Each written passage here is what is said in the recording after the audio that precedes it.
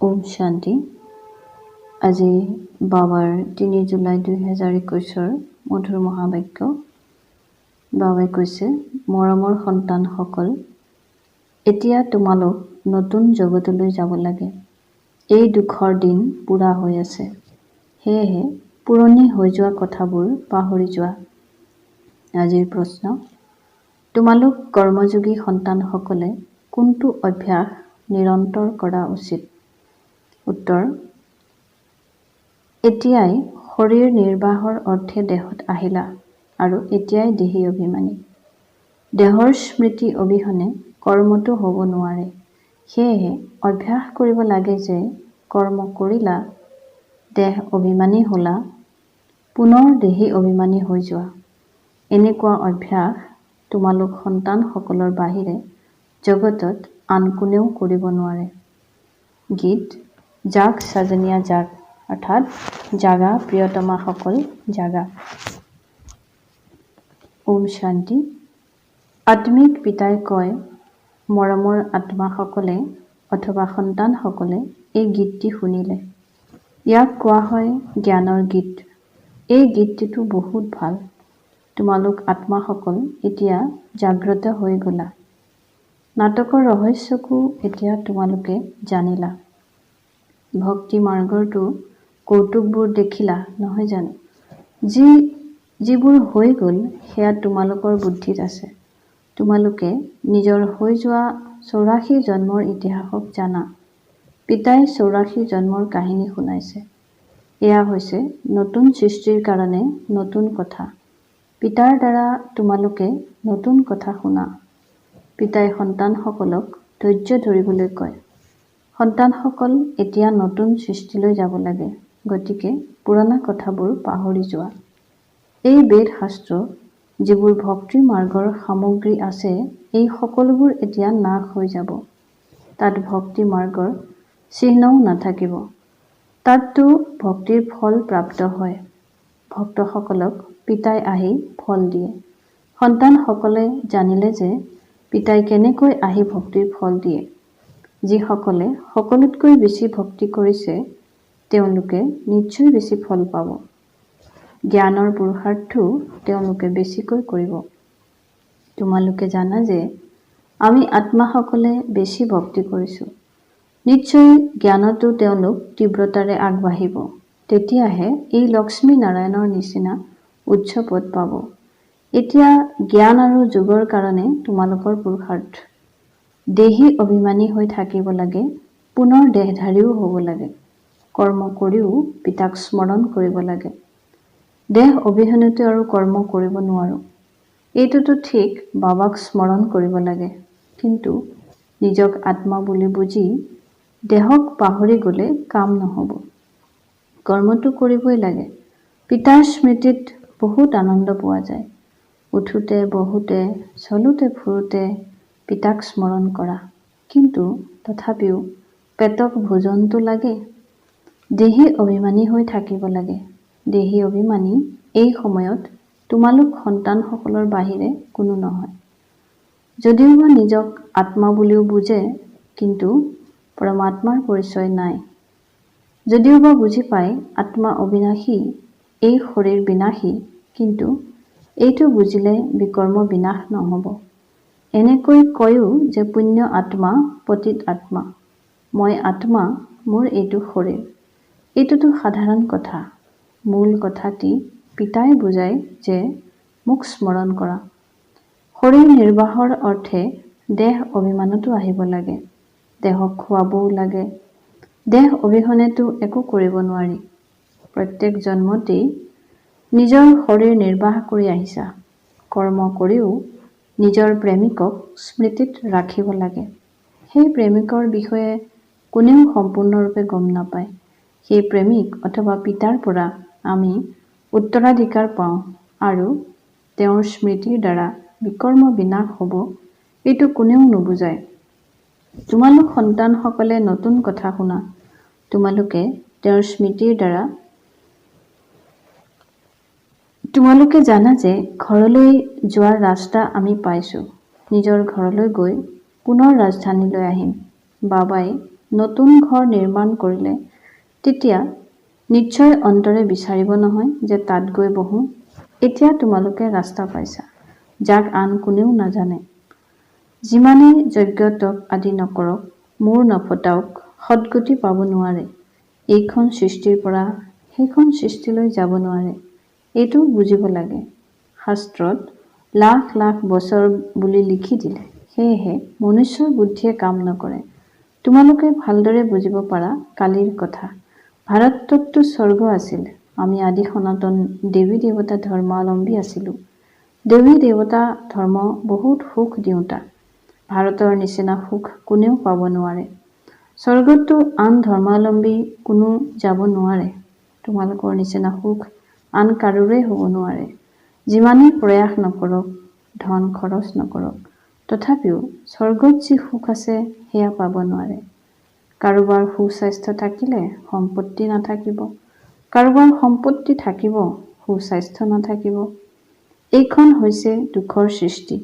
সেয়েহে এতিয়া পিতাই কয়, হে আত্মাসকল, জাগ্ৰত হোৱা। তোমালোকে এতিয়া জ্ঞানৰ তৃতীয় নেত্ৰ পাইছা। কিমান জাগৃতি আহিছে। তোমালোকে গোটেই সৃষ্টিৰ ইতিহাস ভূগোল জানা। পিতা সৰ্বজ্ঞ হয়, নহয় জানো? ইয়াৰ অৰ্থ এইটো নহয় যে সকলোৰে অন্তৰৰ কথা জানে। এওঁ কোন হয়, কিমান বুজায়, এওঁ কিমানলৈকে পবিত্ৰ হৈ থাকে, কিমানলৈকে পিতাক স্মৰণ কৰে। মই বহি প্ৰত্যেকৰে এইবোৰ চিন্তা কিয় কৰিম?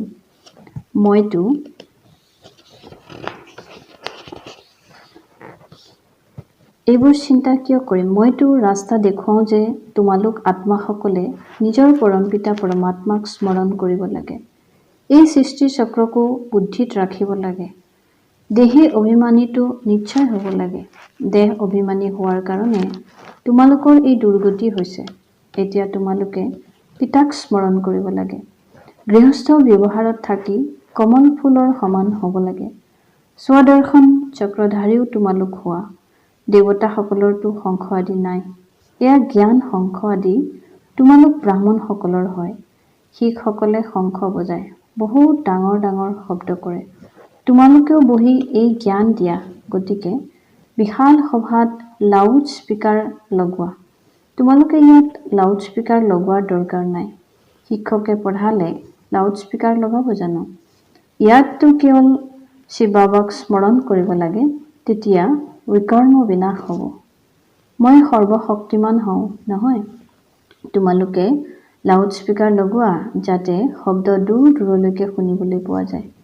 সেয়াও আগত লৈ গৈ কামত আহিব। তোমালোকে শুনাব লাগে যে মৃত্যু সন্মুখত থিয় হৈ আছে। এতিয়া সকলোৱে উভতি যাব লাগে। মহাভাৰতৰ যুদ্ধও সন্মুখত থিয় হৈ আছে। গীতাতো লিখা আছে যে মহাভাৰতৰ যুদ্ধ লাগিল, বিনাশ হ'ল। বাৰু তাৰ পাছত কি হ'ল? পাণ্ডৱো গলি মৰি গ'ল। পিতাই বুজায়, প্ৰথমে যদি বিনাশ হৈ যায় তেতিয়াতো ভাৰত খণ্ডও খালী হৈ যাব। ভাৰতটো অবিনাশী খণ্ড, খালীতো নহয়। তোমালোকে জানা প্ৰলয়টো নহয়, বাবা অবিনাশী। গতিকে তেওঁৰ জন্মস্থানো অবিনাশী। সন্তানসকল আনন্দিত হোৱা উচিত। বাবা সকলোৰে সদ্গতিদাতা, সুখ শান্তি কৰ্তা। যিয়ে আহে কয় শান্তি লাগে। আত্মাৰ ইমান শান্তি কিয় স্মৃতিলৈ আহে? শান্তিধাম আত্মাসকলৰ ঘৰ হয়, নহয় জানো? ঘৰ কাৰ স্মৃতিত নাথাকিব বাৰু? বিদেশত কাৰোবাৰ মৃত্যু হ'লে তেতিয়া বিচাৰে যে এওঁক নিজৰ জন্মভূমিলৈ লৈ যাওঁ। যদি সকলোৱে গম পায় যে ভাৰত সকলোৰে সদ্গতিদাতা, দুখৰ পৰা মুক্তি দিওঁতা, শিৱ বাবাৰ জন্মস্থান, তেন্তে ভাৰতৰ বহুত মান থাকিলেহেঁতেন। এজন শিৱকেই আহি ফুল অৰ্পণ কৰিলেহেঁতেন। এতিয়াতো কিমানক ফুল অৰ্পণ কৰি থাকে। যিজন সকলোকে সুখ শান্তি দিওঁতা, তেওঁৰ নাম চিহ্নই নাইকিয়া কৰি দিছে। যিয়ে পিতাক ভালদৰে জানে তেওঁৱেই উত্তৰাধিকাৰ ল'বলৈ পুৰুষাৰ্থ কৰে। মোৰ নামেই হৈছে দুখহৰ্তা, সুখকৰ্তা। দুখৰ পৰা মুক্তি কৰি কি কৰিব?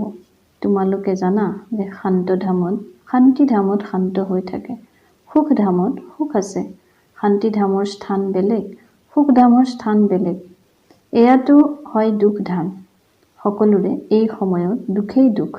এতিয়া তোমালোকে জানা যে আমি এনেকুৱা সুখলৈ যাওঁ য'ত 21 জন্ম কোনো প্ৰকাৰৰ দুখ নাথাকিব। নামেই হৈছে সুখধাম। কিমান মিঠা নাম।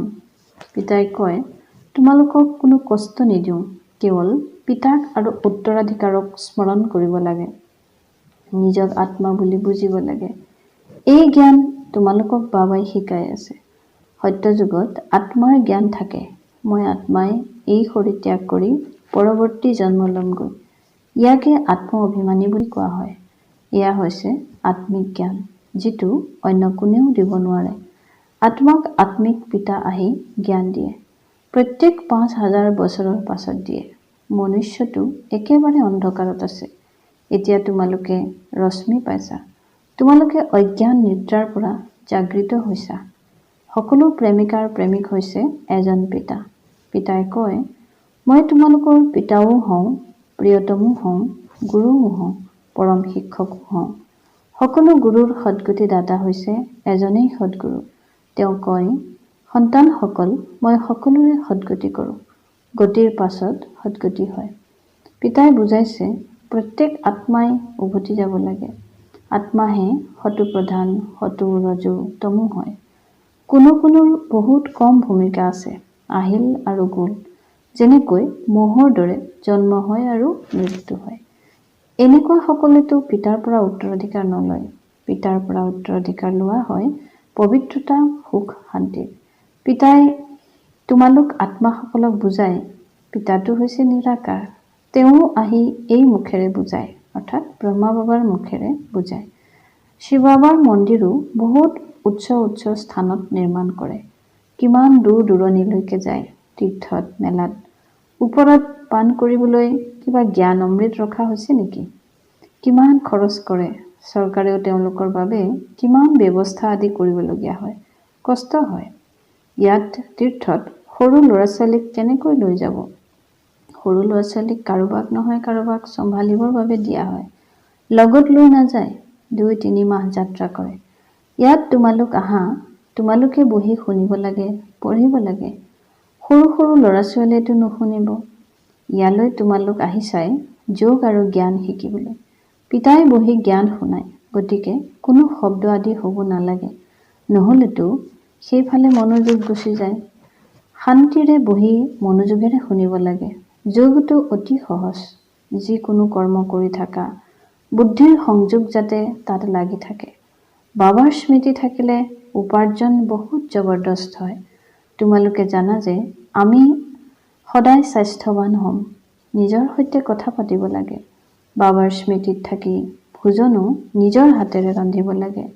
হাতেৰে কামো কৰা, বাকী নিজৰ পিতাক স্মৰণ কৰা। তোমাৰো কল্যাণ হ'ব আৰু স্মৃতিত থাকিলে ৰন্ধা খাদ্যও উত্তম হ'ব। তোমালোকে বিশ্বৰ বাদশ্বাহী পোৱা।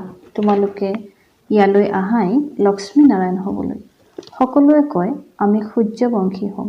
তোমালোকে জানা আমাৰ মাম্মা বাবা এই সময়ত ব্ৰহ্মা সৰস্বতী। পৰৱৰ্তী জন্মত লক্ষ্মী নাৰায়ণ হ'বগৈ। ভৱিষ্যতলৈ কোনে কি হ'বগৈ, এনেদৰে কাৰো জন্মৰ কথা জনা নাযায়। নেহেৰু গৈ কি হ'লগৈ জনা নাযায়। যদি কিবা ভাল দান কৰিছে, তেন্তে ইয়াত ভাল কুলত জন্ম ল'ব। এতিয়া তোমালোকে সম্পূৰ্ণকৈ গম পোৱা। এতিয়া তেওঁলোকৰ নাম হৈছে আদিদেৱ ব্ৰহ্মা, আদিদেৱী সৰস্বতী। তেওঁলোকেই আকৌ স্বৰ্গৰ মালিক হ'বগৈ। তেওঁলোকৰ সন্তানো লগত আছে। তেওঁলোকেও ক'ব আমি স্বৰ্গৰ মালিক হ'মগৈ। এইটোতো নিশ্চিত।